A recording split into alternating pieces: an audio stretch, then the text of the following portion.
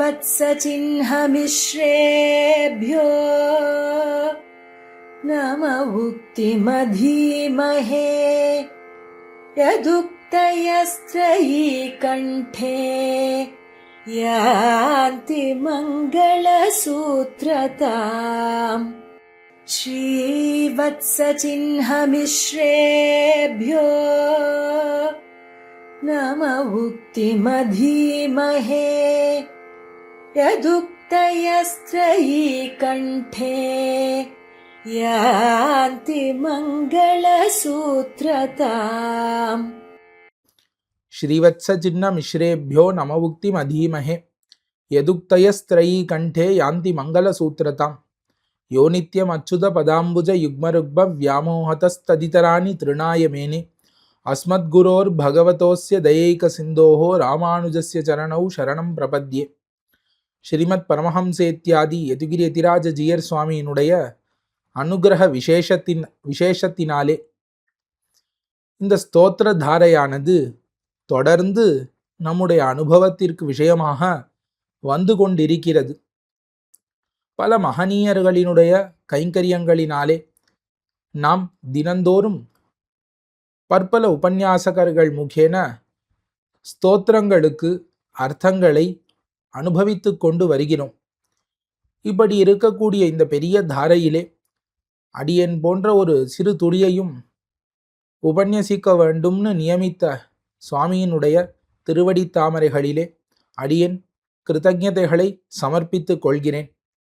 இந்த ஸ்தோத்திர தாரையை இடைவிடாமல் செவிசாய்த்து வரக்கூடிய ஸ்ரீ வைஷ்ணவர்கள் திறத்திலும் அடியேன் பிரணாமங்களை சமர்ப்பித்து கொள்கிறேன். இந்த ஸ்தோத்திர தாரையிலே கூரத்தாழ்வான் அருளி செய்த பஞ்சஸ்தவங்களின் வியாக்கியானங்களை நாம் அனுபவித்து கொண்டு வருகிறோம். அதில் முதலாவதாக ஸ்ரீவைகுண்டஸ்தவம் என்கிற அந்த கிரந்தத்தை நாம் அனுபவித்து, இரண்டாவதாக அதிமானுஷஸ்தவம் என்கிற இந்த கிரந்தத்தை அனுபவிக்க தொடங்கி இருக்கிறோம். இந்த அதிமானுஷஸ்தவத்திலே இன்று 31வது ஸ்லோகம் தொடக்கமாக 35வது ஸ்லோகம் ஈராக நாம் 5 ஸ்லோகங்களின் அர்த்த விசேஷங்களை அனுபவிக்கலாம். இந்த அதிமானுஷஸ்தவம் என்பது எம்பெருமானின் அதிமானுஷ சேஷ்டிதங்களை நமக்கு எடுத்து உரைக்கக்கூடிய ஒரு அற்புதமான ஸ்தவம் என்று நாம் அறிந்திருப்போம். இப்பேற்பட்ட இந்த அதிமானுஷஸ்தவம் கூரத்தாழ்வானாலே அருளி செய்யப்பட்டது. கூரத்தாழ்வான் பரத்வத்தை ஸ்ரீவைகுண்டஸ்தவத்திலே அனுபவித்தார். இப்படி பரத்வானுபவம் முடிந்த பிறகு அடுத்ததாக வியூகானுபவத்தை பண்ண வேண்டும். ஆனால் வியூகம் என்பது அதுவும் அந்த பரத்வம் மாதிரி மனசால் மட்டும் அனுபவிக்கக்கூடியதல்லவா. ஆகையாலே அத்தையும் விட்டு அடுத்ததாக இருக்கக்கூடிய விபவாவதாரங்களை அனுபவிக்க தொடங்கினார் அதிமானுஷஸ்தவத்தினாலே. பிறகு அர்ச்சாவதாரங்களை சுந்தரபாகுஸ்தவம், வரதராஜஸ்தவம் முதலானவத்தாலே அனுபவிக்கிறார் கூரத்தாழ்வான். இப்படி கூரத்தாழ்வானின் விபவாவதார அனுபவமாக இருக்கக்கூடியது இந்த அதிமானுஷஸ்தவம். அதிலும் குறிப்பாக விபவாவதாரங்களில் உள்ள அதிமானுஷ சேஷ்டிதங்களை எடுத்து இது எப்படி பொருந்தும்னு எம்பெருமானிடத்திலே கேட்கக்கூடியதாக ரசமானதாக அமைந்திருக்கிறது இந்த ஸ்தவம். இப்படி கூரத்தாழ்வான் பஞ்சஸ்தவங்கள் என்று அருளி செய்திருக்கிறாரே, இது பஞ்ச ரத்னங்கள் என்று சம்பிரதாயத்திலே கொண்டாடப் பெறுகின்றன. இந்த பஞ்ச ரத்னங்களும் ரொம்ப முக்கியமான அர்த்த விசேஷங்களை நம்முடைய சம்பிரதாயத்திலே எடுத்து இயம்புவதாக அமைந்திருக்கின்றன. எவ்வளவோ கவிகள் லோகத்திலே தங்களுடைய கவிகளை இயற்றி பிரச்சாரம் செய்கிறார்கள்.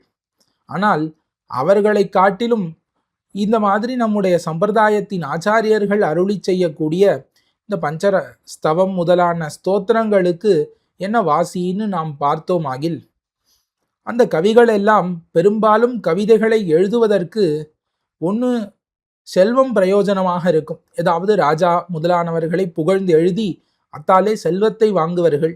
இல்லையாகில் தங்களுடைய கவித்துவ சாமர்த்தியத்தை வெளியிடுவதற்காக இந்த காவியங்களை எல்லாம் எழுதுவார்கள். தாங்கள்தான் சிறந்த கவிகள், தங்களுக்கு சிறந்த சம்ஸ்கிருத ஞானம் உண்டு என்பதை வெளிக்காட்டுவதற்காக இருக்கும். கியாதி லாப பூஜைகளுக்காகன்னு கவிகளை எழுதுவதுண்டு.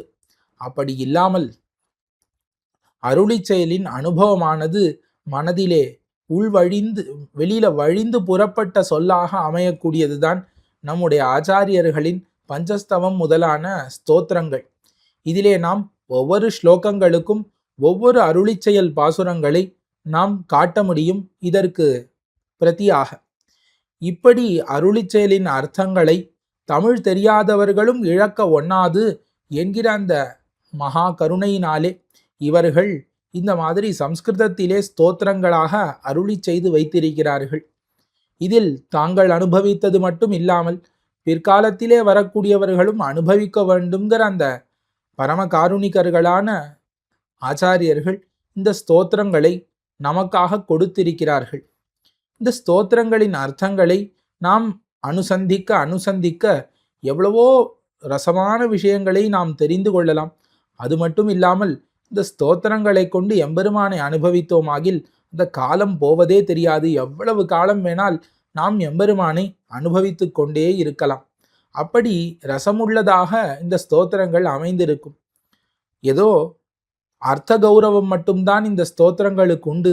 சப்தங்களை பார்த்தால் ஏதோ ஒரு சுமாரான கவி எழுதினார் போல இருக்குமான்னு பார்த்தா அதுவும் இல்லை. மகா கவிகளுக்கு ஒப்பான பிரயோகங்களை கொண்டது இந்த ஸ்தோத்திரங்கள். இந்த மகாகவிகள்னு சொல்லக்கூடிய மகா காவியங்களை எழுதினவர்கள் கூட இவ்வளவு நல்ல சப்த காம்பீரியத்தை கொடுத்திருக்க முடியாதுன்னு சொல்லலாம்படிக்கு ரொம்ப சப்த புஷ்டி அர்த்த புஷ்டியோடு இருக்கக்கூடியதுதான் நம் ஆச்சாரியர்கள் அருளி செய்த இந்த ஸ்தோத்திரங்கள். அதிலே அதிமானுஷ ஸ்தவத்தை நாம் அனுபவித்து கொண்டு வருகிறோம். இந்த அதிமானுஷ ஸ்தவத்திலே 30 ஸ்லோகம் அதுவரை அனுபவித்திருக்கிறோம். இதில் முதல்ல அதிமானுஷ ஸ்தவம் ஏன் தொடங்குகிறேன்னு சங்கல்பித்து தொடங்கி அதற்கு பிறகு ராமாவதாரத்திலே இழிந்து ராமாவதார சரித்திரங்கள் ஒவ்வொன்றாக அனுபவிக்க தொடங்கினார் கூரத்தாழ்வான். இந்த ராமாவதார சரித்திரங்களிலே 30வது பாசுரம் இந்த 30வது ஸ்லோகம் வரைக்கும் இந்த 30வது ஸ்லோகத்திலே குறிப்பிட்டு விருக்ஷாச்ச தாந்தி மலபந்த பவத் வியோகே என்று அனுபவித்தார். அதாவது மரங்களும் எம்பெருமானே பெருமாளே உன்னை விட்டு பிரிந்த காலத்திலே வாட்டமடைந்திருந்தன. அப்படிப்பட்ட அவதாரத்தை அப்படிப்பட்ட மகா குணத்தை உடையவனாக கொண்டு நீ இங்கு வந்து உன்னுடைய திவ்யமான குணப்பிரவாகங்களை கொண்டு அப்பேற்பட்ட ஒரு வருஷத்தை செய்தாய். அந்த வருஷத்தினாலே என்னாயிற்று? மரங்கள் கூட எம்பெருமானை விட்டு பிரிந்த சமயத்திலே வாட்டமுத்து இருந்தன என்று காட்டினார். இதைத்தான் ஆழ்வார் கற்பாரி ராமபிரானை அல்லால் மத்தும் கற்பரோ பொற்பா முதலா புல்லெரும்பாதி ஒன்னின்னியே நற்பால் அயோத்தியில் வாழும் சராசரம் முத்தவும் நற்பாலு குய்த்தனன் நான்முகனார் பெத்த நாட்டுளே என்று அருளி செய்தார். ஆழ்வாரின் இந்த பாசுரத்தை திருவுள்ளத்தில் கொண்டுதான் இந்த ஸ்லோகமானது எழுந்திருக்கிறது. நற்பாலு குய்த்தனன் நான்முகனார் பெத்த நாட்டுளே என்று ஆழ்வார் இந்த பாசுரத்திலே காட்டுகிறார். புல்லெரும்பாதி ஒன்னின்னியே, ஸ்தாவர ஜங்கமங்கள் எல்லாம் ஒரு சின்ன புல்லு, அதற்கு மேல சின்ன எறும்பு, இது தொடக்கமாக இருக்கக்கூடிய சர்வ பதார்த்தங்களும் நற்பால் அயோத்தியில் வாழும் சராசரம் முத்தம். அயோத்தியில் இருக்கக்கூடிய இந்த புற்கள்லாம் இருக்கிறதே, இந்த மரங்கள், இவைகள்லாம் எப்படி இருந்தது? அபி விருக்ஷா பரிம்லானாகா என்று கூறுகிறார்கள் புராண கர்த்தாக்கள். இப்படி வாடி கிடந்தன ராம வியோகத்திலே. ராமன் வருகிறான்னு தெரிந்த உடனே அப்படியே பூத்து குலுங்கின மரங்கள். இப்போ பெருமாளினுடைய சம்ஸ்லேஷத்திலே சுகம், பெருமாளை விட்டு பிரிந்தால் அவனுடைய விஸ்லேஷத்திலே துக்கம் என்கிற ஒரு நிலைமையை அடைந்து இருக்கின்றனவே இந்த விருட்சங்கள். இவைகள்தான் நற்பாலு குய்த்தனன் என்பதாக ஆழ்வார் காட்டுகிறார். இப்போ நற்பால் அப்படின்னு என்ன அர்த்தம்? நல்ல சுவாவத்தை உடைத்தாக இந்த விருட்சங்கள் எல்லாம் செய்யப்பட்டன. என்ன சுவாவம் அது? நல்ல சுவாவம் என்றால் எம்பெருமானோடு கூட இருந்தால் சுகம், எம்பெருமானை விட்டு பிரிந்தால் துக்கம் என்பதாக இந்த சுவாவம் ஒரு புல்லெரும்பு முதலான பதார்த்தங்களுக்கு கூட ஏற்பட்டிருக்கிறது அயோத்தியிலே. அப்பேற்பட்ட ஒரு குணத்தை எம்பெருமான் இவைகள் மீது வருஷித்திருக்கிறான் என்பதாக பெருமாளின் ராமாவதார விருத்தாந்தத்தை அனுபவிக்க தொடங்கினார் 30வது பாசுரத்திலே கூரத்தாழ்வான். இப்படி அனுபவித்து 31வது ஸ்லோகத்திற்கு வருகிறார். இந்த 31வது ஸ்லோகத்தை நாம் பார்க்கலாம். ஏ தர்மம் ஆச்சரித்தும் அபியசித்துஞ்ச யோகம் போத்துஞ்ச கிஞ்சன ந ஜாத்வதிகார பாஜஹ தேபி த்வதாச்சரித பூதல பந்த கந்தாத் பந்தாதிகாக பரகதிம் கமிதாஸ்திருணாத்யாக என்பதாக அமைந்திருக்கிறது ஸ்லோகம். இந்த ஸ்லோகத்திலே இவர் அனுபவிக்கக்கூடிய விஷயம் என்னன்னா, முன்னாடி ஸ்லோகத்திலே கற்பார் என்கிற அந்த பாசுரத்தின் அர்த்தத்தை அனுபவித்தாரா ஆழ்வான் அனுபவித்தாரா? உடனே அந்த கற்பாருக்கு அடுத்த ஸ்லோகம், நாட்டில் பிறந்தவர் நாரணர் காலன்னி ஆவரோ நாட்டை துய்யச் செய்து நடந்தமை கேட்டுமே என்கிற இந்த பாசுரத்தின் அர்த்த விசேஷத்தை இந்த 31வது ஸ்லோகத்தினாலே அனுபவிக்கிறார் ஆழ்வான். அப்படிதான் சொல்ல வேண்டும். ராமாவதாரத்தை அனுபவிக்கிறார்னு ஒரு புறம் சொல்லலாம், அப்படி இல்லாமல் அருளி செயலின் அர்த்தங்களை அனுபவிக்கிறார்னு ஒரு புறம் சொல்லலாம். இல்லை, இரண்டையும் சேர்த்து ராமாவதாரத்தை ஆழ்வார்கள் அருளி செய்து அமுத தமிழ் கொண்டு சம்ஸ்கிருதத்திலே நமக்கு ஆழ்வான் அருளி செய்கிறார்னு சொல்லலாம். இப்படி ஆழ்வான் நமக்கு பண்ண உபகாரம் மிகவும் அரிது. ஏ தர்மம் ஆச்சரித்தும் என்கிற இந்த ஸ்லோகத்தினாலே இந்த நாட்டில் பிறந்தவர் என்கிற பாசுரத்தின் அர்த்தத்தை நமக்காக கொடுக்கிறார் ஆழ்வான்னு நாம் பார்த்தோம். அந்த பாசுரத்திலே என்ன அர்த்தம் சொல்லப்பட்டிருக்கிறது என்பதை நாம் இந்த ஸ்லோகத்தின் அர்த்தத்தை அனுபவித்து பிறகு அனுபவிக்கலாம். ஏ தர்மம் ஆச்சரித்தும் அபியசித்துஞ்ச யோகம் போத்துஞ்ச கிஞ்சன நஜாத்வதிகார பாஜகா என்று இது முதல் அர்த்தம்.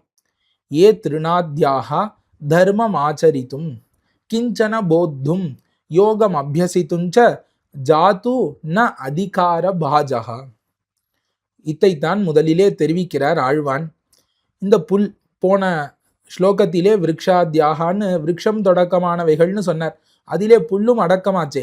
இந்த அயோத்தியை மற்றும் இந்த பாரத தேசத்திலே ராமபிரான் பெருமாள் வாழ்ந்த காலத்திலே யாதொரு புற்கள் இருந்ததோ அந்த புற்களை பற்றி பேசுகிறார் ஆழ்வான். இப்போ சின்ன புற்பா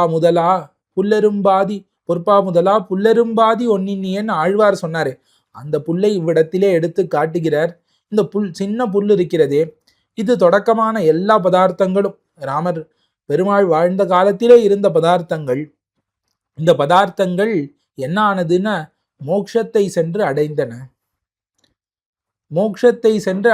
நாட்டை அழித்து உய்யச் செய்து நடந்தமை கேட்டுமேன்னு ஆழ்வார் அருளி செய்வதை இவ்விடத்திலே காட்டுகிறார் ஆழ்வான். இப்ப இதெல்லாம் மோட்சத்துக்கு போச்சே, என்ன காரணம்? இவைகளுக்கு மோட்சத்துக்கு போகணுங்கிற அந்த ஒரு ஆசையாவது முதலிலே உண்டான்னு பார்த்தா அதுவும் இவர்களுக்கு இயற்கையாக கிடையாது. ஏதோ மனிதர்கள்னு அவர்களுக்கு முமுட்சுத்துவம், அதாவது மோட்சத்தை அடைய வேண்டும்ங்கிற ஆசையாவது இருக்கும்னு சொல்லலாம். இந்த புல்லுக்கும் எறும்புக்கும் எப்படி இருக்கும்? அது இந்த புற்களோ எறும்புகளோ மோட்சத்தை அடைய வேண்டும்னு எப்படி ஆசைப்படும்? ஆசை கூட அதற்கு பட தெரியாது. அப்படி இருக்கும் காலத்திலே இவைகளுக்கு மோட்சம் கிடைத்தது. இந்த புல்லினுடைய சுபாவத்தை முதல் அர்த்தத்தினாலே முதலிலே நமக்கு விளக்கி காட்டுகிறார். ஏன் இதற்கு மோட்சத்தை அடைவதற்குண்டான எந்த ஒரு சாத்தியமும் இல்லைன்னு. ஏன்னா மோட்சத்தை அடைவதற்கு என்று சில வழிகளை சாஸ்திரங்கள் நமக்காக கொடுத்திருக்கின்றன. பகவத்கீதையிலே கண்ணபிரான் ஞானயோகம், கர்மயோகம், பக்தி யோகம் என்று இந்த 3 யோகங்களை, இந்த 3 உபாயங்களை பிரதானமாக காட்டி தருகிறான். இப்படி கண்ணபிரான் காட்டி தந்த இந்த கர்ம ஞான பக்தி யோகங்களை இந்த புல்லாலே செய்ய முடியுமான்னு பார்த்தால் 3ஐயும் அதாலே செய்ய முடியாதுன்னு ஆழ்வான் காட்டுகிறார். ஏ தர்மம் ஆச்சரித்தும் ந அதிகார பாஜகா, ஏ கிஞ்சன போத்துஞ்ச ந அதிகார பாஜகா, ஏ யோகம் அபியசித்துஞ்ச ந அதிகார பாஜகா என்று 3ஆக பிரித்து கொண்டு பார்க்கலாம். முதல்ல ஏன்னா இந்த திருணம் முதலானவைகள் எல்லாம், புல் முதலானவைகள் எல்லாம் எப்படிப்பட்டதுன்னு அறிவில்லாத பதார்த்தங்கள். இதற்குன்னு தனியா ஒரு சரீரமும் கிடையாது, பெருசா மனித உடல் போன்று. ஆகையாலே தர்மத்தை ஆச்சரிக்க இவைகளாலே முடியாது. இங்கு தர்ம ஆச்சரணம் என்பதினாலே கர்மயோகத்தை விவக்ஷிக்கிறார் ஆழ்வான். இப்ப கர்மயோகத்தை அனுஷ்டிப்பதற்கு இந்த புல் முதலான பதார்த்தங்களாலே முடியுமான்னு பார்த்தா தர்மம் ஆச்சரித்தும் ந அதிகார பாஜகா, தர்மத்தை ஆச்சரிப்பதற்கு கர்மயோகத்தை செய்வதற்கு அதிகாரிகளாக இவைகள் இல்லை, இவைகளுக்கு அந்த அதிகாரமானது இல்லை. சரி, இப்படி இருக்கட்டும். உடம்பு இருந்தால் இறங்கி இந்த ஒரு ஸ்தாவரமானது எப்படி கர்மத்தை பண்ண முடியும்? முடியாதுதான். இப்ப கர்மயோகத்தை அதாலே பண்ண முடியாது. ஞான யோகத்தை பண்ணலாம்னு பார்த்தா, ஞான யோகம்னா என்ன? இந்த ஆத்மாவை உள்ளபடி அறிந்து அந்த ஆத்மானுசந்தானத்தினாலே எம்பெருமானை அடைதல். இப்படி இருக்கக்கூடிய இந்த ஞான யோகத்தை இந்த புல்லு பண்ணுவான்னு, அதற்கு சாதாரணமாவே அறிவுன்னு ஒண்ணு கிடையாது. அப்படி இருக்க ஆத்ம ஞானம் எப்படி வரும்? கிஞ்சன போத்துஞ்சன அதிகார பாஜகா. ஏதோ ஒன்று, ஏதேனும் ஒன்றை அறிவதற்கு கூட அதற்கு ஞானம் கிடையாதாம். ஏதேனும் ஒன்றை அறிவதற்கு கூட ஞானம் இல்லாதது எப்படி ஞான யோகத்தை அனுஷ்டிக்கும்? ஆகையாலே அதற்கு ஞான யோக அனுஷ்டானமும் கிடையாது. என ஞானமே இல்லை. சரி, எம்பெருமானை தியானித்து பக்தி யோகத்தை அனுஷ்டித்து பண்ண முடியுமான்னு யோகம் அபியசித்துஞ்ச. இப்ப அஷ்டாங்க யோகாபியாசம் செய்து அத்தாலே பக்தியை பெற்று எம்பெருமானை பக்தி யோகத்தினாலே சாட்சாத்கரித்து அத்தாலே நாம் மோட்சம் அடையலாமான்னு பார்த்தா இந்த திருநாதிகள் அதையும் அதாலே பண்ண முடியாது. ஆகையாலே பக்தி யோகம் செய்வதற்கும் அதிகாரம் அற்றதாக இருக்கிறது, தகுதி அற்றதாக இருக்கிறது இந்த புல் முதலானவைகள். இப்போ லோகத்துல எம்பெருமான் தான் சொல்லியிருக்கான், இந்த 3 வழிகளாலே என்னை அடையலாம்னு. இந்த 3 வழிகளையும் செய்வதற்கு இந்த புல் தொடக்கமான பதார்த்தங்களுக்கு யாதொரு அதிகாரமும் இல்லைன்னு காட்டிவிட்டார் ஆழ்வான். ஆனால் தேபி அப்படிப்பட்ட அந்த திருநாதிகளும்ங்கிறார். தேபி எப்படிப்பட்டது? ஞான யோகம் செய்ய தகுதியற்றது, கர்மயோகம் செய்ய தகுதியற்றது, பக்தி யோகம் செய்ய தகுதியற்றதாக இருக்கக்கூடிய அந்த புல் முதலான பதார்த்தங்கள் கூட त्वदाचरित பூதல பந்த கந்தாத் பந்தாதிகாக சந்தஹ பரகதிம் கமிதாக. ஆனா இவைகள் பரகதிம் கமிதாக, உத்கிருஷ்டமான அர்ச்சிராதி மார்க்கத்தை, உத்கிருஷ்டமான பரமபதத்தை அடைவிக்கப்பட்டன. இவைகளாக போகவில்லை, இவைகளை எம்பெருமான் அடைவித்தான். எங்க அடைவித்தான்? பரமபதத்துக்கு. நற்பாலு குய்த்தனன் என்று நல்ல சுபாவத்தை இந்த உலகத்திலே உடைத்தாம்படி பண்ணி அதற்கு பிறகு நடந்தமை கேட்டுமேன்னு இவர்களோடு சேர்ந்து பரமபதத்திற்கு சென்றானே எம்பெருமான். அயோத்தியிலே வாழக்கூடிய எல்லா பதார்த்தங்களையும் தன்னுடனே சேர்த்து பரமபதத்துக்கு அழைத்து கொண்டு சென்றான் எம்பெருமான்னு ஸ்ரீராமாயணம் கூறுகிறது. இப்ப இந்த புல் முதலான பதார்த்தங்களும் எம்பெருமானோடு சேர்ந்து போயிருக்குமே பரமபதத்திற்கு. அப்படி பரகதியை அடைந்தார்கள், பரகதியை அடைவிக்கப்பட்டார்கள், ரொம்ப உயர்ந்த கதிக்கு சென்றார்கள் இவர்கள் எல்லாரும். இப்ப பரகதியை அடைய வேண்டும், உயர்ந்த கதியை அடைய வேண்டும்னா என்ன பண்ண வேண்டும்னா, முதல்ல அதற்கு புண்ணிய பாபங்களை அறுக்க வேண்டும்.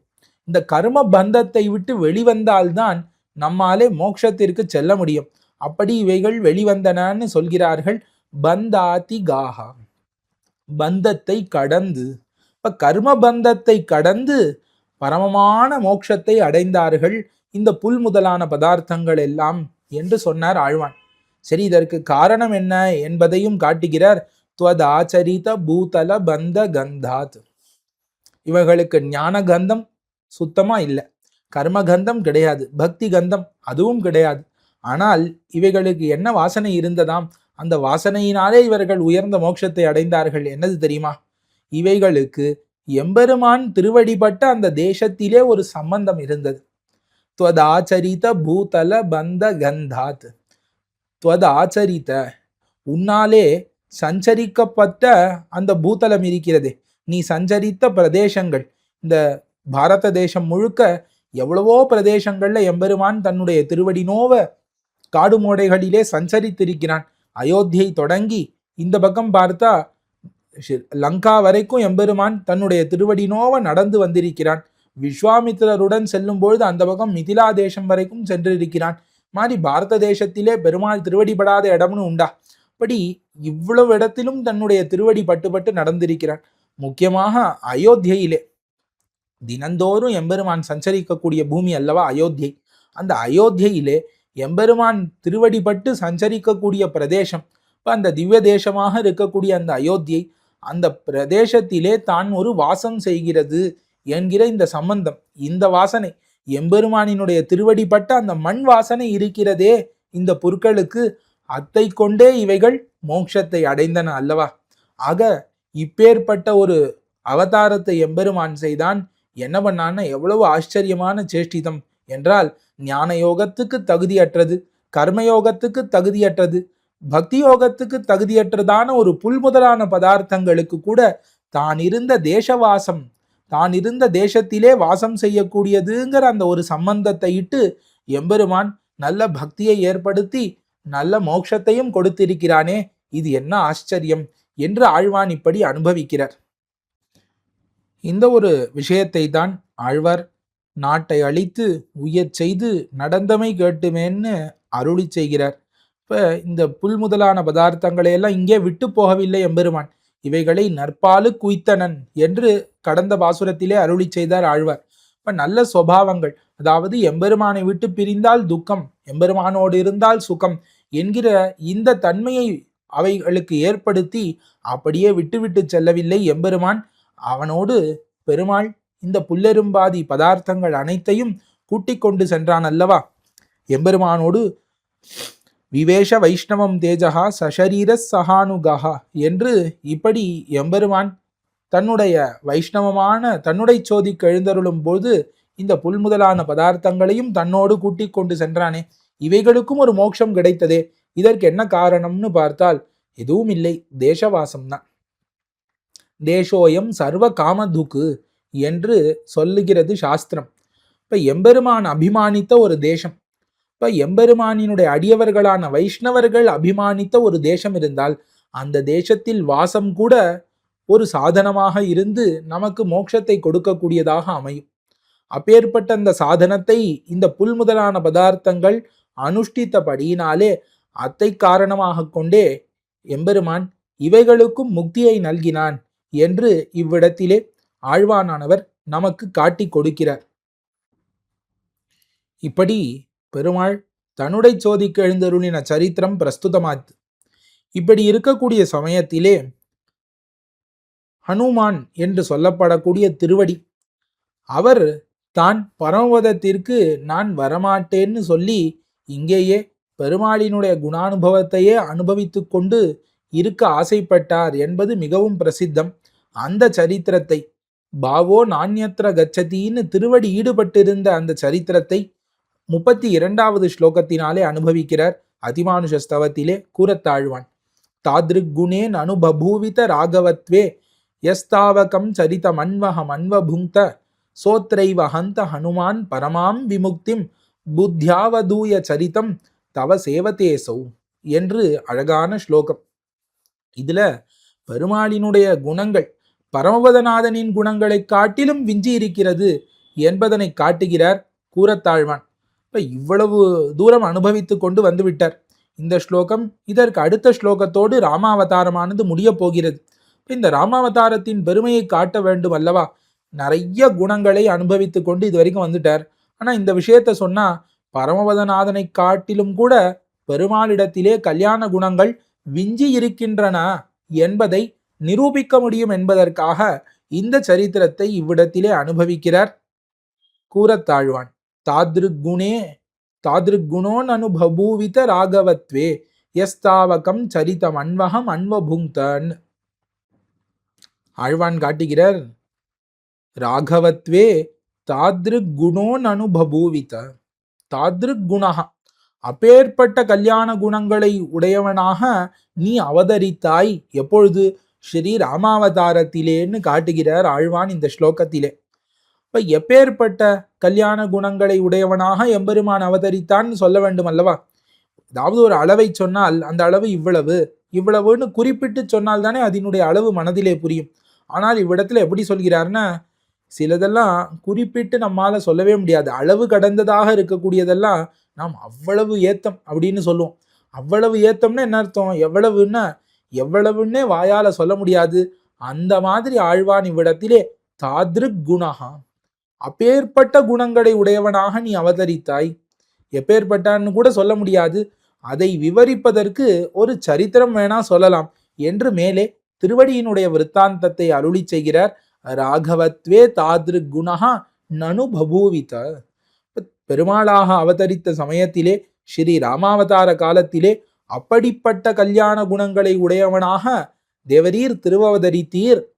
அதற்கு ஒரு சரித்திரம் சொல்லுகிறேன் கேளும்னு கூறுகிறார் ஹனுமான். இப்ப பெருமாளினுடைய பக்தன் என்பதிலே சிறந்தவனாக இருக்கக்கூடியவன் ஹனுமான்.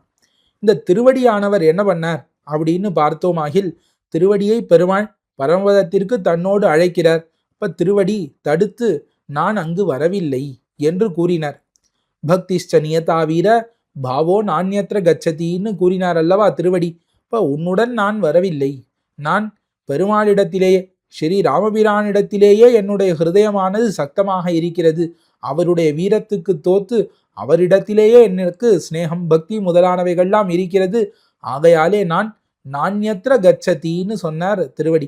வேறொரு இடத்திற்கு நான் வருவதாக இல்லைன்னு எப்படி தடுத்தார், அதை இவ்விடத்துல சொல்கிறார். யஹா அனுமான், யாதொரு திருவடியானவர் தாவகம் சரிதம் அன்வகம் அன்வபுங்க, உன்னுடைய சரித்திரத்தை, தாவகம்னா உன்னுடையதான சரிதம், சரித்திரத்தை, அன்வகம் அனுதினமும் தினந்தோறும், அன்வபுங்க அனுபவித்தாரோ. இப்ப திருவடி உன்னுடைய சரித்திரத்தையே தினந்தோறும் அனுபவித்து கொண்டிருந்தார்.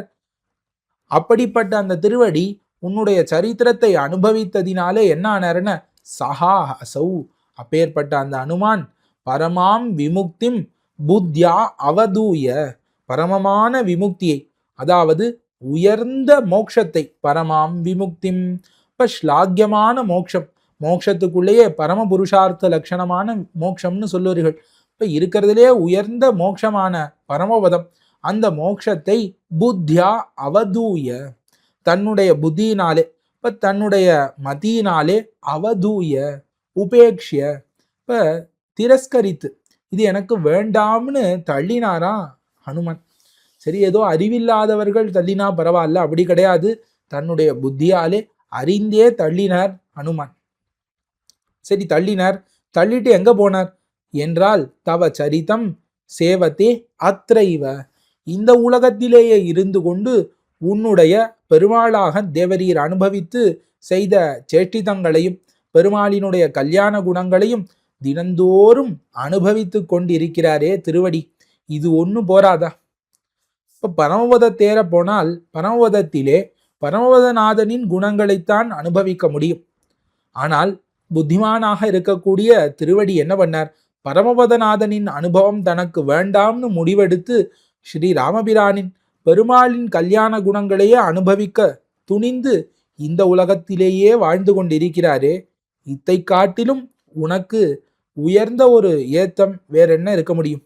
ஏன் இப்படி அவர் அனுபவித்தார்ன, தாத்ருக் குணஹான் அனுபபூவித, என்னால் அவர் தாமாக அந்த முடிவை எடுக்கவில்லை, உன்னுடைய குணங்கள் தான் அவரை அப்பேற்பட்ட ஒரு முடிவை எடுக்க செய்ததுன்னு ஆழ்வானுக்கு அபிப்பிராயம். இப்ப பெருமாளாக எம்பெருமான் திருவவதரித்த பொழுது எப்பேற்பட்ட கல்யாண குணங்கள் எம்பெருமானிடத்திலே இருந்தால் பரமபதத்தையும் மதிக்காமல் ராமபிரானின் கல்யாண குணங்களிலேயே ஒருவர் ஈடுபட்டு இருக்க முடியும். அப்பேற்பட்ட கல்யாண குணங்களை நீ உடையவனாக அவதரித்தாய் என்று இந்த ஸ்லோகத்தினாலே ஆழ்வான் காட்டுகிறார். ராமபிரானின் கல்யாண குணங்கள்னா அதை நம்மாலே வாயால கூற முடியுமா? இப்போ பகவோன்றுப கல்யாண குணாகா புத்திரஸ்ய சந்திதேன்னு சொல்கிறார்கள் பௌரஜனங்கள். இப்போ தசரதானவன் ராமனுக்கு பட்டாபிஷேகம்னு நிர்ணயித்து ஜனங்களிடம் போய் இந்த மாதிரி என்னுடைய குமாரனுக்கு பட்டாபிஷேகம் பண்ண இருக்கிறேன், நீங்கள் இதற்கு சம்மதம் தெரிவிக்கிறீர்களா, உங்களுடைய அபிப்பிராயம் என்னன்னு கேட்பதும் பொழுது, ஏதோ இவ்வளவு நாள் கஷ்டப்பட்டு ஏதோ தசரதனினுடைய ஆட்சியிலே கஷ்டப்பட்டு இருப்பது போல நீ முதல்ல கிளம்பு, உன்னுடைய பிள்ளையை முதலிலே ஆசனத்திலே அமர வைப்பாயின்னு இந்த பௌரஜனங்கள் கூறினார்கள். இதை கேட்டு தசரதன், இது என்ன இப்படி, நான் உங்களை ஏதாவது துன்பப்படுத்தினேனா, ஏன் என்னை இப்படி விரட்டுகிறீர்கள்னு கேட்க, அப்ப இந்த ஜனங்கள் சொல்லக்கூடிய வார்த்தை பகவோன்று இப்ப கல்யாண குணாகா புத்திரஸ்ய சந்திதே, இது நீ பண்ண தோஷம் இல்ல, உன் பிள்ளையின் கல்யாண குணங்கள் பண்ண தோஷம், அந்த குணங்களிலே ஈடுபட்டு தான் நாங்கள் உன்னை வெளியே அனுப்புகிறோம்னு கூறினார்கள் பௌரஜனங்கள். அப்படி எந்த அறிவும் இல்லாத பௌரஜனங்களை அகப்படுத்தினது, ஒரு குரங்காக பிறந்த ஹனுமானை ஈடுபடுத்தினது. இந்த மாதிரி ராமகுணங்களிலே ஈடுபடாதவர்கள்னு யாராவது உண்டா? யாருமே கிடையாது. அப்பேற்பட்ட மகா குணங்களை உடையவனான பெருமாளாக நீ திருவவதரித்த பொழுது, அப்பொழுதுதான் உன்னுடைய சரித்திரத்தை அனுபவித்து கொண்டு திருவடி இவ்வுலகத்திலேயே இருந்தார். இப்போ ஆச்சாரியர்கள் என்ன கூறுகிறார்கள், திரு பரமபதநாதனாக இருக்கும் பொழுது குணம் கிடையாதா? எப்படி பெருமாளாக திருவவதரித்த போது குணங்கள் அதிகமாக தென்படுகிறது? இப்ப அங்க குணங்கள் இல்லாமல் இங்கு குணங்கள் தென்படுகிறதான்னு பொதுவாக ஒரு குணம் எப்பொழுது வெளிப்படும்? ஒரு குணமானது அதனால ஏதாவது ஒரு காரியம் நடந்தால்தான் அந்த குணம் இருக்குங்கிறது வெளிப்படும். ஒருத்தன் தன்னை பெரிய வள்ளல்னு சொல்லிக் கொள்கிறான். பெரிய வன்மை இருக்கிறது எனக்கு, நான் தான் கொடுத்து கொடுத்து கர்ண பரம்பரையிலே வந்தவன்னு சொல்லிக் கொள்கிறான். ஆனா இது வரைக்கும் அவன் 1 ரூபா தானம் கொடுத்து யாரும் பார்த்ததில்லை.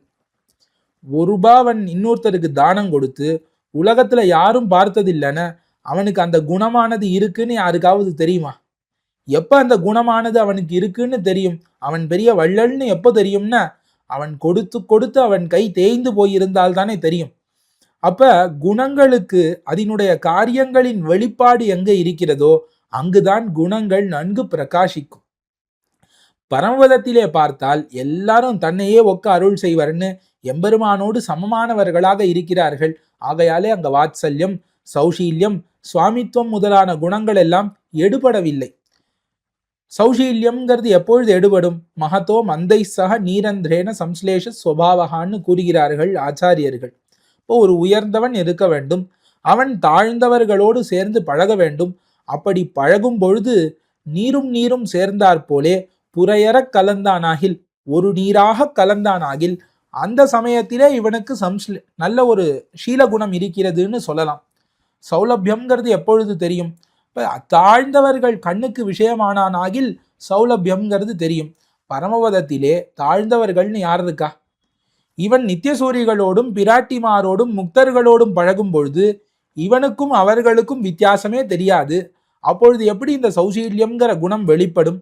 எப்படி இந்த சௌலபியம்ங்கிற குணம் வெளிப்படும்? வாத்சல்யம்னு ஒரு குணம் உண்டு. தோஷ போக்கியத்துவம்னு சொல்லுவார்கள். தோஷத்தையே பச்சையாக கொண்டு ரட்சித்தல். இப்பேற்பட்டது பரமபதத்திலே வெளிப்படுமான்னா, பரமபதத்திலே யாருக்காவது தோஷம் இருந்தாதானே அதை பண்ண முடியும், அந்த குணத்தை வெளிப்படுத்த முடியும். ஆகையாலே அதுவும் அங்கு வெளிப்படாது. ஆக இந்த குணங்கள் எல்லாம் பரமபதத்திலே உண்டு, இருந்தாலும் அதனுடைய காரியம் இல்லாதபடியினாலே வெளிப்படாமல் பகல் விளக்கு பட்டு கிடந்தன. இப்ப மேன்மைங்கிற அந்த குணத்திலே இது எல்லாம் மழுங்கி கிடந்தன. ஆனா இருள் தருமான் ஞாலமான இந்த சம்சாரத்திலே வந்த பிறகுதான், இந்த அந்தகாரத்திலே தான் இந்த குணங்கள் எல்லாம் பிரகாசிக்க தொடங்கின. ஆகையாலே இந்த குணங்கள் நன்கு சுடர்விட்டு பிரகாசிக்க கூடியது ராமாவதாரத்திலே. ஆகையாலே பரமபதநாதனுக்கு கூட அத்தனை குணங்கள் கிடையாது. ராமாவதாரத்திலே பெருமாளுக்கு அத்துணை குணங்களும் நன்கு பிரகாசிக்க கூடியனவாக அமைந்திருக்கிறதுன்னு நம் ஆச்சாரியர்கள் காட்டுகிறார்கள்.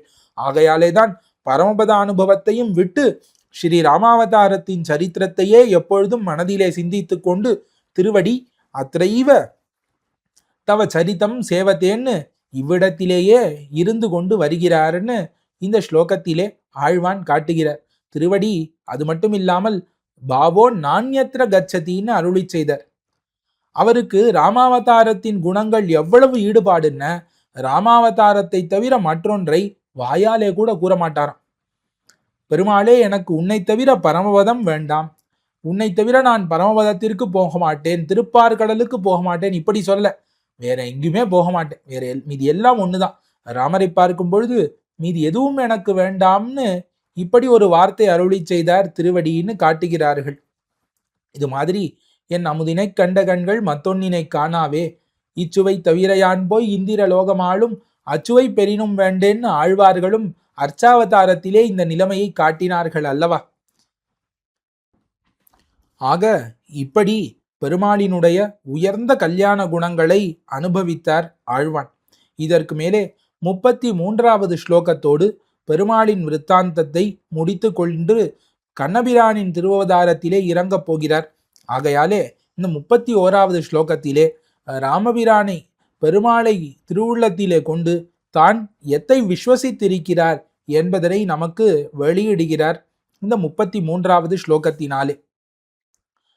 யத்வம் கிருதாகசமபி பிரணதி பிரசக்தம் தம் வாயசம் பரமயா தயயா க்ஷமிஷ்டாஹ தேனைவ மாத்ருஷ ஜனஸ்ய மகாகசோபி யுக்தம் க்ஷமாஸ்வசனமித்யுபதாரயாமி என்று ரொம்ப அழகான ஸ்லோகம். இந்த ஒரு ஸ்லோகத்தின் அர்த்தமானது ஸ்தோத்திர ரத்னத்திலும் உண்டு. அதற்கு மேலே இவருடைய திருக்குமாரரான பராசரவட்டர் அருளி செய்த ஸ்ரீ ரங்கராஜஸ்தவத்திலும் இதே போன்ற ஒரு ஸ்லோகங்களை நம்மாலே பார்க்க முடியும். ஆச்சாரியர்கள் இதை மனதிலே நன்றாக பதித்து கொண்டிருக்கிறார்கள் என்பது அத்தாலே நமக்கு தெரிகிறது. ஆச்சாரியர்கள் எல்லாரும் உகந்த அர்த்தமாக இது அமைந்திருக்கிறது.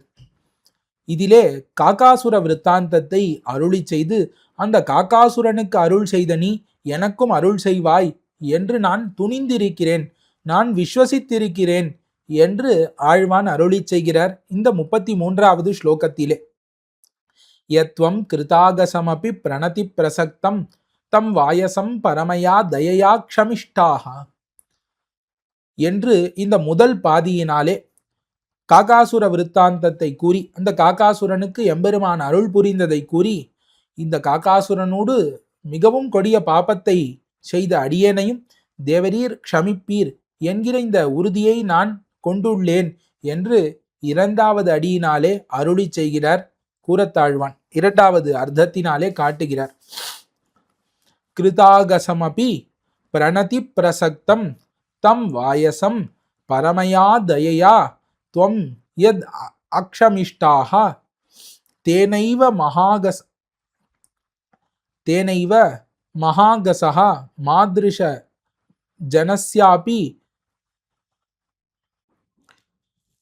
சமாஸ்வசனம் யுக்தமிதி உபதாரயாமி என்று இந்த ஸ்லோகத்திற்கு அன்வயம்.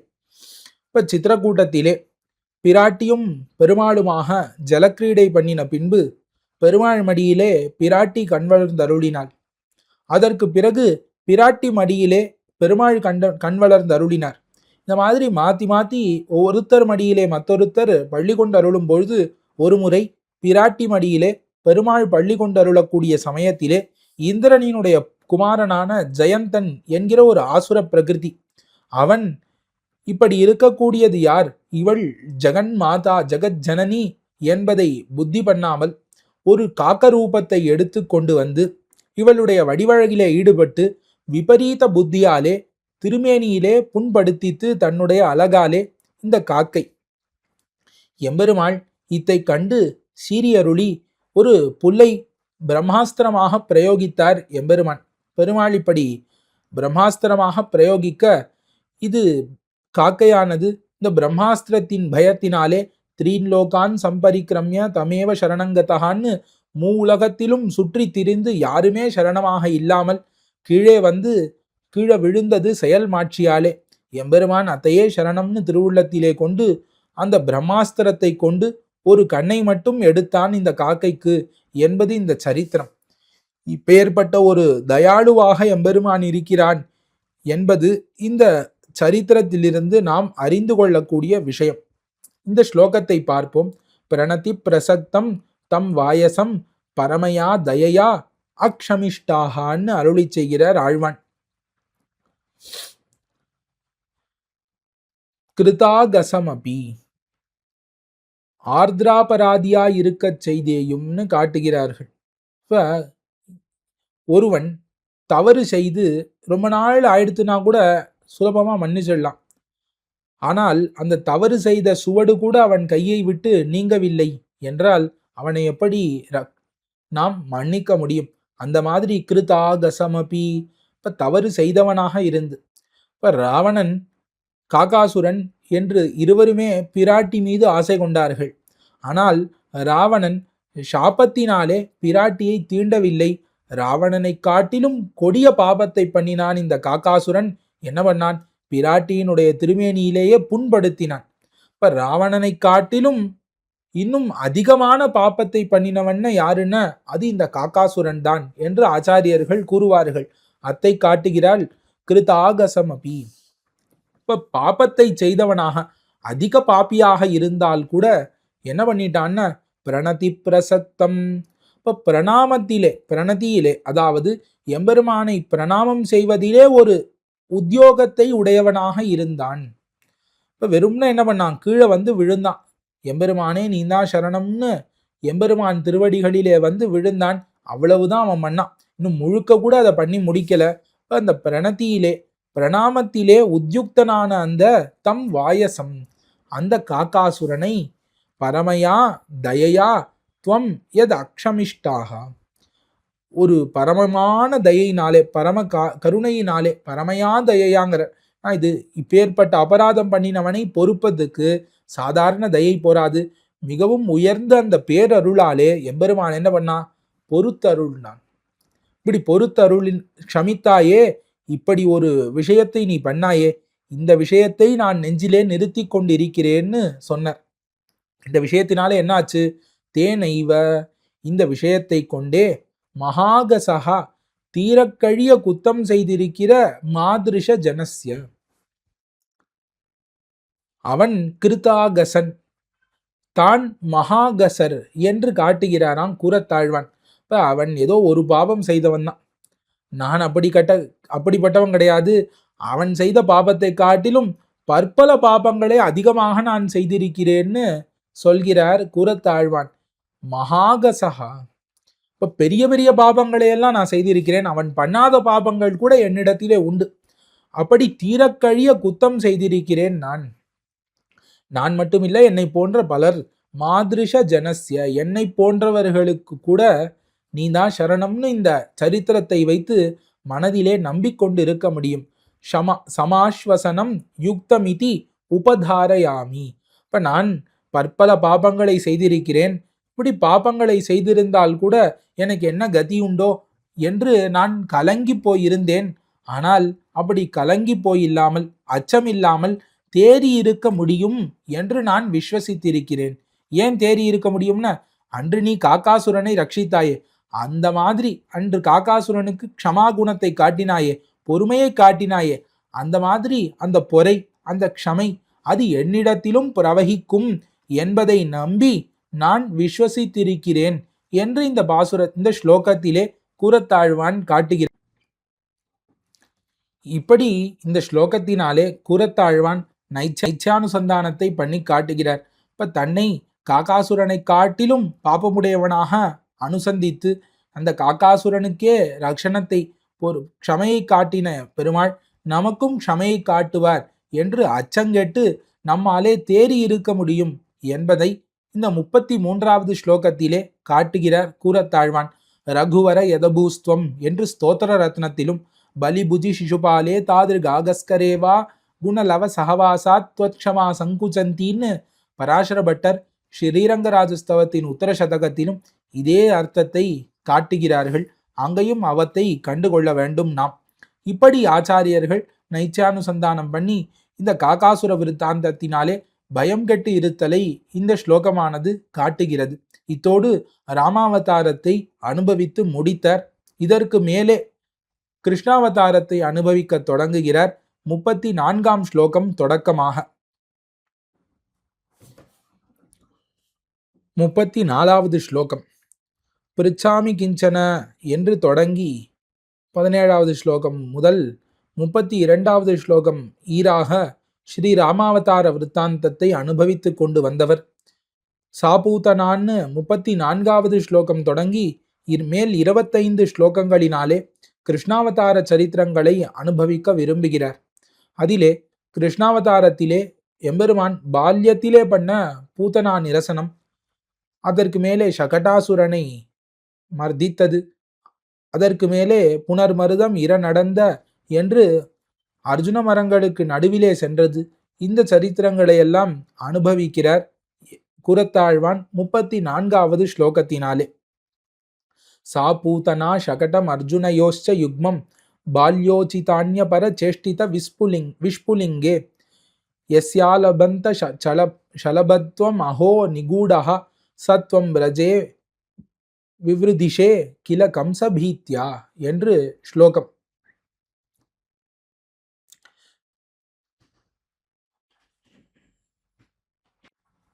சத்வம் ரஜே வவ்ருதிஷே கில கம்சபீத்யா. எம்பெருமான் கம்சனுக்கு அஞ்சி மதுராபுரியிலே அவதரித்திருந்தால் கூட அங்கிருந்து விரஜக்ஷேத்திரத்திலே ஆயர்பாடியிலே சென்று கம்ச பயத்தினாலே மறைந்து வளர்ந்தான். ஒருத்தி மகனாய் பிறந்து ஓரிரவில் ஒருத்தி மகனாய் ஒளிர்த்து வளர்ந்தான் என்பது பிரசித்தம். இதை ஆழ்வான் அனுபவித்தார். பிறந்தவுடனே கம்ச பயத்தினாலே மறைந்து போய் வேறொரு ஆய்ப்பாடியிலே எம்பெருமானே நீ வளர்ந்தாயே. ஆனால் அப்படி கம்சனின் இடத்திலே பயந்து கொண்டு வளர்ந்த உனக்கு பூதனா சகட யமலார்ஜுனங்களை நிரசித்தல் என்பது எப்படி தகும் என்று இது ஒரு ஆச்சரியமாக இருந்ததின்னு அனுபவிக்கிறார் ஆழ்வான் இந்த ஸ்லோகத்தினாலே. யஸ்ய தவ பால்யோச்சித அந்யபர சேஷ்டித விஷ்புலிங்கே சா பூதனா ஷகடம் அர்ஜுனயோகோ யுக்மம் ச ஷலபத்வம் அலபந்த என்று கூறுகிறார். ஷலபம்னு ஒரு பூச்சி உண்டு, விட்டில் பூச்சின்னு சொல்லுவார்கள். இந்த விட்டில் பூச்சி என்பது நெருப்பு இருக்கக்கூடிய இடத்திலே சுத்தி கொண்டே இருக்கும். வீட்டிலே ஒரு விளக்கை ஏற்றி வைத்தால் அந்த விளக்கிலே இருக்கக்கூடிய சின்ன தீபம், அந்த சின்ன ஒளியிலே அது சுத்தி சுத்தி கடைசியில அந்த நெருப்பிலேயே விழுந்து மாண்டு போய்விடுமாம். அந்த மாதிரி இந்த பூதனா முதலான அரக்கர்களும் எம்பெருமானே உன்னுடைய பால்ய சேஷ்டிதங்களாகிற நெருப்பிலே விழுந்து மாண்டு போனார்கள் என்பதனை இதிலே காட்டுகிறார் ஆழ்வான். பார்ப்போம் ஸ்லோகத்தினுடைய அர்த்தத்தை. யஸ்ய தவ உன்னுடைய பால்யோச்சித அந்யபர சேஷ்டித விஷ்புலிங்கே, நீ உன்னுடைய இளமை பருவத்திலே, பால்ய பருவத்திலே, குழந்தை பருவத்திலே அந்யார்த்தமாக பண்ண சேஷ்டைகளாகிற அந்த நெருப்பிலே அந்த பூதனை, சகடாசுரன், யமலார்ஜுனம் இவைகளெல்லாம் விட்டில் பூச்சி போல் வந்து விழுந்தார்கள்னு கூறுகிறார். இப்ப இவைகளை விட்டில் பூச்சியாகவும் எம்பெருமான் செய்த பால்ய சேஷ்டிதங்களை நெருப்பாகவும் கூறி இந்த சின்ன நெருப்பிலே, இந்த சின்ன தீப்பொறி, விஷ்புலிங்கேன்னு பொறின்னு அர்த்தம். நெருப்புன்னா ரொம்ப பெரிய நெருப்பு கூட வேண்டாம், இந்த தீப்பொறியிலே பூதனாய் சகடம் யமலார்ஜுனர்கள் வந்து விழுந்து தாங்களே மாண்டு போனார்கள் என்று ஆழ்வான் காட்டுகிறார். அது எப்படி என்றால், பொதுவாக கம்சனானவன் தன்னை கொல்லுவதற்காக இந்த சிசுவானது ஆய்க்குலத்திலே வளர்ந்து கொண்டிருக்கிறது என்பதை அறிந்து பூதனா முதலான அரக்கர்களை அந்த கிருஷ்ணனை கொல்லுவதற்காக ஏவினான். அப்பொழுது பூதனையானவள் தாயூரு கொண்டு தன்னுடைய முலையிலே விஷத்தை தடவிக்கொண்டு இந்த விஷப்பாலை கொடுத்து கண்ணனை முடிக்க வேண்டும் என்பதற்காக கோகுலத்திற்கு, இந்த ஆய்ப்பாடிக்கு வந்தாள்.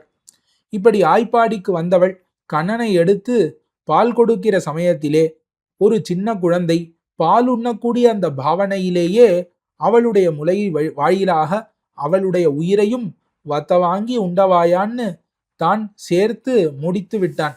இது ஒரு சரித்திரம். அதற்கு மேலே கண்ணனானவன் தொட்டிலே கண்வளரான் இருக்க அந்த சமயத்திலே அந்த குழந்தைக்கு ரக்ஷையாக வைத்த ஒரு சகடம், ஒரு சக்கரம், அந்த சகடத்திலே ஒரு அசுரனானவன் ஆவேசித்து அந்த சகடம் வந்து கண்ணனை முடிக்க வந்தது.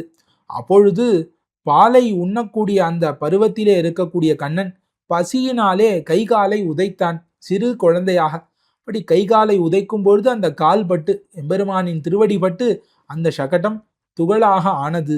இது சகடாசுரனை பஞ்சித்த சரித்திரம்.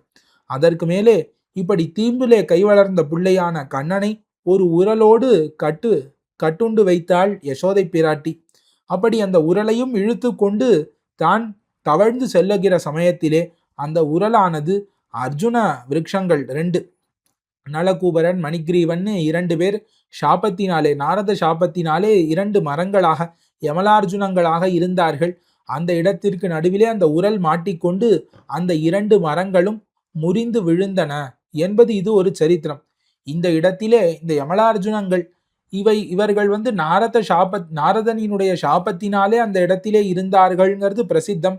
அது மட்டும் இல்லாமல் அசுரர்களும் இந்த மரத்திலே ஆவேசித்து கிடந்தார்கள் என்பது ஆழ்வார்களின் அருளி செயல் கொண்டு நாம் அறியக்கூடிய விஷயம். பொய்மாய மருதான அசுரரை பொன்னுவித் தின்னினி வந்தாயின்னு இவ்வாறாக பெரியாழ்வார் அருளி செய்கிறார். ஆகையாலே இந்த மருத மரத்திலே, இந்த யமலார்ஜுனத்திலே அசுரர்களும் சேர்ந்து ஆவேசித்து கிடந்தார்கள் கண்ணனை முடிப்பதற்காக என்பது நாம் சேர்த்து அறிய வேண்டிய விஷயம். இப்படி கண்ணனை முடிப்பதற்காக இருந்தார்கள். இவர்கள் எல்லாரையும் எம்பெருமான் எப்படி கொன்னான்னா இவர்களுக்காகன்னு தனியா ஒரு சேஷ்டிதத்தை பண்ணவே இல்லை. என்ன பண்ணா, யாரோ ஒரு பெண் பால் கொடுக்கிறாள்னு பாலை உண்டான். அந்த பாலை உண்ட சமயத்திலே பூதனையானவள் இறந்து போனாள். ஏதோ பசிக்கிறதேன்னு காலை உதைத்தான். அந்த திருவடிபட்டு சகடாசுரன் முடிந்து போனான். தன் இடுப்பிலே உரல் கட்டப்பட்டிருக்கிறதுன்னு தவழ்ந்து போனான். அப்படி தவழ்ந்து போன அந்த சரித்திரத்திலே இந்த யமலார்ஜுனர்கள் முறிந்து போனார்கள். இதைத்தான் பால்யோச்சித அந்நியபர சேஷ்டிதங்கள்னு கூறுகிறார் ஆழ்வான். இப்ப குழந்தை பருவத்திற்கு ஏத்தாற் போல இருக்கக்கூடியது இந்த சேஷ்டிதங்கள். என்னது? தவழ்தல், காலை உதைத்தல், பாலுண்ணுதல், இவைகளெல்லாம் குழந்தை பருவத்திற்குன்னு இருக்கக்கூடியது. அதான் பால்யோச்சிதம். அது மட்டும் இல்ல, அந்நியபரம். இந்த சகடாசுரனை கொல்ல வேண்டும்னு பெருமாள் காலை உதைக்கவில்லை கண்ணன். இந்த பூதனையின் உயிரை வாங்க வேண்டும்னு அவளுடைய பாலை குடிக்கவில்லை. அதற்கு போல இந்த யமலார்ஜுனர்களை உடைக்க வேண்டும்னு தவழவில்லை. ஏதோ அந்நியபரமாக பண்ண சேஷ்டிதங்களிலே தானாகவே வந்து இவர்கள் மாண்டு போனார்கள். அத்தை எப்படி ஒரு உதாரணத்தினாலே குறிப்பிடுகிறார்னா, எப்படி விட்டில் பூச்சியானது வீட்டிற்கு வெளிச்சம் கொடுப்பதற்காக ஏத்தி வைக்கப்பட்ட விளக்கிலே தான் வந்து விழுந்து தானே முடிந்து போகுமோ, அப்படி எம்பெருமான் குழந்தை பருவத்திற்கு சேர பண்ண அந்த சேஷ்டிதங்கள் ஆகிற தீப்பொறியிலே இந்த யமலார்ஜுனர்கள் முதலான பூதனா முதலானவர்கள் எல்லாம் தாங்களே விட்டில் பூச்சி போலே வந்து விழுந்து ஒழிந்து போனார்கள் என்று ஷலபத்வம் அலபந்த என்று காட்டினார் ஆழ்வான். இப்படி எம்பெருமான் எப்படிப்பட்டவன்னா, ஒரு இவர்களை கொள்ளுவதற்காகன்னு ஒரு பெரிய போரெல்லாம் செய்யாமல் எதேர்ச்சி அவலீலையாக பண்ண இந்த ஒரு சின்ன சின்ன சரித்திரங்களினாலே இவ்வளவு பெரிய அசுரர்கள் மாண்டு போனார்களே, அப்பேற்பட்ட நீ என்ன பண்ண? சத்வம். அப்படிப்பட்ட நீ, இப்படிப்பட்ட விக்ரமசாலியான நீ என்ன பண்ணாய்? கம்ச பீத்யா, கம்ச பயத்தினாலே நிகூட சன்னு விரஜே வவ்ருதிஷே, விரஜத்திலே திருவாய்ப்பாடியிலே நிகூட சன்னு மறைந்திருந்து கொண்டு வளர்ந்தாயிரே அகோங்கிறார். இது என்ன ஆச்சரியம்! இப்ப இந்த கம்சனையும் இதே போன்று ஒரு சின்ன குழந்தையாக நீ பிறந்த பொழுதே கொல்ல உன்னால முடியாதா? அந்த சிறைச்சாலையிலே எம்பெருமான் பிறந்தானே, காராகிரகத்திலே. அப்படி பிறந்த சமயத்திலே, திருவவதரித்த சமயத்திலே கம்சன் வந்து தூக்க இப்படி ஒரு காலாலே ஒரு சின்ன உதை, இந்த சகடாசுரனை விட்டார் போல இந்த கம்சனை உதைத்திருந்தால் அவன் இறந்திருக்க மாட்டானா? இல்ல தான் உதைக்க கூட வேண்டாம், கம்சனை அழியட்டும்னு சங்கல்பித்தால் போரும், கம்சன் அழிய மாட்டானா? இப்படியெல்லாம் இருக்க இவ்வளவு பால்யோச்சிதமான அந்நியபர சேஷ்டிதங்களிலே பூத்தனா முதலானவர்களை நிரசித்த நீ என்ன பண்ணாய்? கம்சனுக்கு பயந்து நான் கோபகுலத்திலே வாழ்கிறேன்னு வாழ்ந்தாயே, ஆய்ப்பாடிக்கு நான் கம்சனுக்கு பயந்து செல்கிறேன்னு சென்றாயே, இது என்ன ஒரு ஆச்சரியம் என்று கேட்கிறார் இந்த ஸ்லோகத்தினாலே ஆழ்வான்.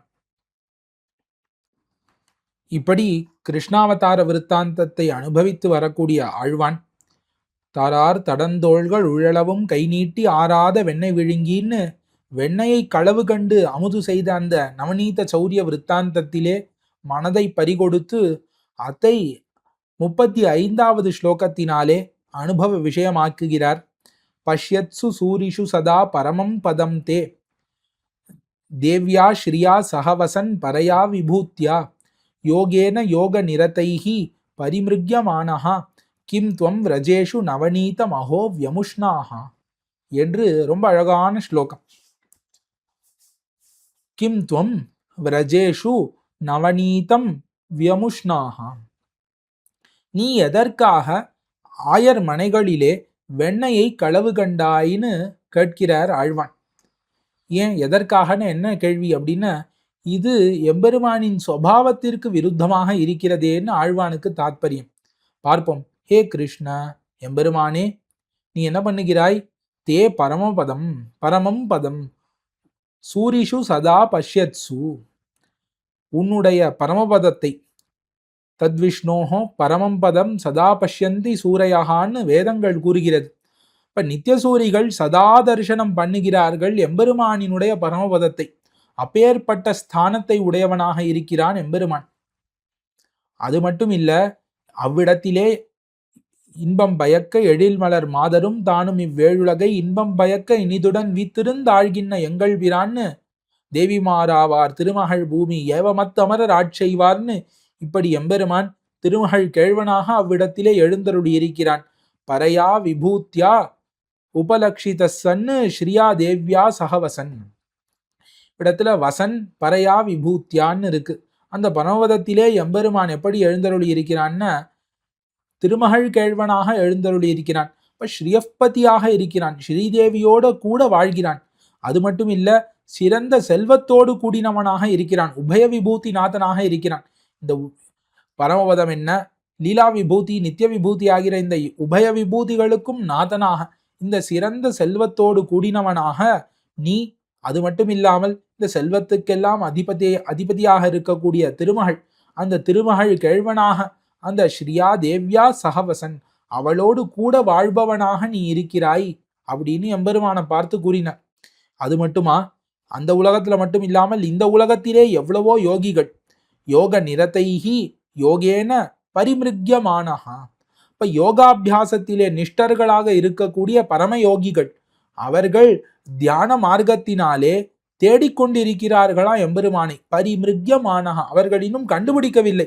தியானத்தினாலே தேடப்படான் இருப்பவனாகத்தான் எம்பெருமான் இருக்கிறானே தவிர அந்த யோகிகளுக்கு கூட இன்னும் சாட்சா்காரத்திற்கு விஷயமாகவில்லை எம்பெருமான்.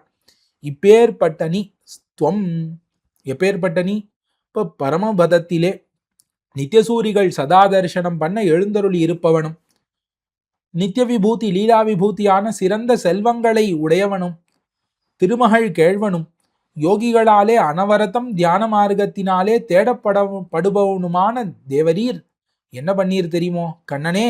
விரஜேஷு, ஆயர் மனைகளிலே நவநீதம் வெண்ணையை கிம் யமுஷ்ணாக, எதற்காக களவு கண்டாய் அகோங்கரர். இது என்ன ஆச்சரியம், இது ரெண்டுத்துக்கும் என்ன பொருத்தம்னு கேட்கிறாரா ஆழ்வான். இதுல எங்க எங்க விரோதம் வருகிறதுன்னு பார்க்க வேண்டும். எம்பெருமான் எப்படி இருக்கிறான்னா, சூரி சேவியனாக இருக்கிறான், நித்திய சூரிகளாலே சதா தரிசனம் பண்ணக்கூடியவனாக இருக்கிறான். யோகிகள்லாம் யோக மார்க்கத்திலே இன்னும் எம்பெருமானை பார்க்கவே இல்லை, தேடிக்கொண்டு இருக்கிறார்கள். இப்படிப்பட்ட பரதெய்வமாக இருக்கக்கூடிய எம்பெருமான் விரஜேஷூன்னு ஆயர் மனைகளிலே அந்த ஆயர் கண்ணுக்கு விஷயமாக இப்படி ஒரு திருவுருவத்தை எடுத்துக்கொண்டு சஞ்சரிக்கிறானே, இது என்ன ஆச்சரியம்.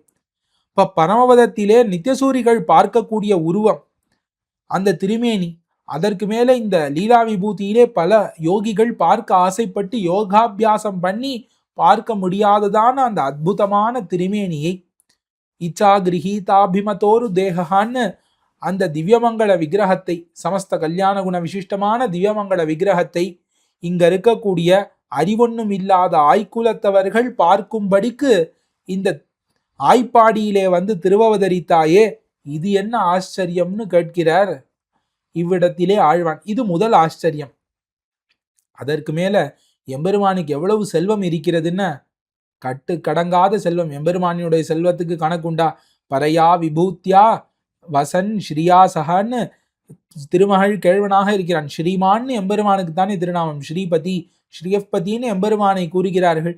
அப்படி நித்திய ஸ்ரீமானாக இருக்கக்கூடியவன் எம்பெருமான். சிறந்த செல்வத்தோடு இருக்கக்கூடிய நீ உபய விபூதிக்கும் நாதனாக ஸ்ரீயப்பதியாகவும் இருந்து வைத்து ஏதோ ஒரு ஆயர் மனைகளிலே ஒரு வெண்ணையை போய் திருட வேண்டும்ங்கிறதுல என்ன ஆச்சரியம். இப்ப இந்த வெண்ணெய் திருடதிலே உனக்கு என்ன அப்படி ஒரு ஊக்கம் இருக்கும்? ஏதாவது உனக்கு கிடைக்கவில்லையாகில் அப்ப வெண்ணையை திருடலாம், அதை நமக்காக ஆக்கி கொள்ளலாம். உபய விபூதியும் உன்னதாக இருக்கும் பொழுது நீ எதற்காக வெண்ணையை திருட வேண்டும்? அவ்வளவு பேர் உன்னை பார்க்க ஏங்கி கொண்டிருக்கும் பொழுது நீ எதற்கு ஆய்ப்பாடியிலே வந்து இவர்கள் கண்ணுக்கு விஷயமாக வேண்டும்? இது என்ன ஆச்சரியம், என்ன ஆச்சரியம். எங்கானும் ஈதோப்பதோர் மாயமுண்டே, நரநாரணனாய் உலகத்தரனுள் சிங்காமை விரித்தவன் எம்பெருமான், அது வன்னியும் செஞ்சுடரும் நிலனும் பொங்கார் கடலும் பொறுப்பும் நெருப்பும் நெருக்கி புக பொன்மிடர் அத்தனை போது அங்காந்தவன் காண்மினின் ஆய்ச்சியரால் அலைவெண்ணையுண்டு ஆப்புண்டிருந்தவனேன்னு ஆழ்வார் அனுபவிக்கிறாரே. எங்கானும் ஈதோப்பதோர் மாயம், அத்தைத்தான் இந்த பாசுரத்திலே இந்த ஸ்லோகத்திலே ஆழ்வான் அனுபவிக்கிறார். இப்ப அடியவர்கள் கைப்பட்டது ஒரு திரவியம் வேண்டும்ங்கிறதுக்காக உபய விபூதியையும் விட்டு வந்து இந்த வெண்ணையை களவு கண்டானே எம்பெருமான். அவ்வளவு நித்தியசூரிகள் அங்கு பார்க்க அந்தூபம் தரா நிற்கவே அன்னோர் மாயையினால் ஈட்டிய வெண்ணெய்னு இவ்விடத்திலே வந்து வெண்ணெய் களவு கண்டானே எம்பெருமான். இப்பேற்பட்ட ஒரு மகாச்சரியம் வேற ஏதாவது உண்டா? இப்பேற்பட்ட ஒரு விரோதமான செயல்கள் பண்ணக்கூடியவர்கள் வேற யாராவது உண்டா? ஸ்ரீயப்பதியாக இருந்து வைத்து வெண்ணெய் களவு காண்பர்களா? எம்பெருமானே நீ இத்தை அருளி செய்ய வேண்டும், என்ன ஒரு ஆச்சரியம் என்று இந்த ஸ்லோகத்தினாலே ஆழ்வான் எம்பெருமானின் நவநீத சௌரிய விருத்தாந்தத்தை அனுபவிக்கிறார். பொங்கோதம் சூழ்ந்த புவனியும் விண்ணுலகும் அங்காதும் சோராமே ஆழ்கின்ற எம்பெருமான்னு உபய விபூதி நிர்வாக சம்பத்து அவனிடத்திலே இருக்கிறது. நித்தியசூரிகள் அவனிடத்திலே இருக்கிறார்கள். அப்படி இருக்கக்கூடிய எம்பெருமான் ஆயர் மனைகள் தோறும் புகுந்து வெண்ணையை களவு கண்டான் என்பது மிகுந்த ஆச்சரியத்தை தரக்கூடியது தானே. இதற்கு சமாதானங்களை பூர்வாச்சாரியர்கள் பற்பல கிரந்தங்களிலே அருளி செய்து வைத்திருக்கிறார்கள். அதிலே அவற்றை கண்டுகொள்வது.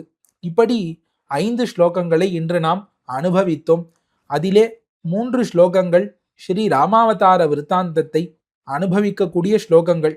அதிலே முதல் ஸ்லோகத்தினாலும் 2வது ஸ்லோகத்தினாலும் பெருமாளினுடைய கல்யாண குணங்களை அனுசந்தித்து, அதற்கு மேலே 33வது ஸ்லோகத்தினாலே எம்பெருமானினுடைய க்ஷமா குணத்தை அனுசந்தித்து, அந்த க்ஷமாவை நாம் நம்பி விஸ்வசித்து எவ்வளவு பெரிய பாபம் பண்ண நாமும் பயம் கட்டு இருக்கலாம் என்பதை உறுதி பூண்டு, அதற்கு மேலே பூதனா நிரசனம் முதலாக எம்பெருமான் பண்ண அந்த சின்ன சேஷ்டிதங்களையெல்லாம், பால்யத்திலே பண்ண சேஷ்டிதங்களையெல்லாம் அனுசந்தித்தார்.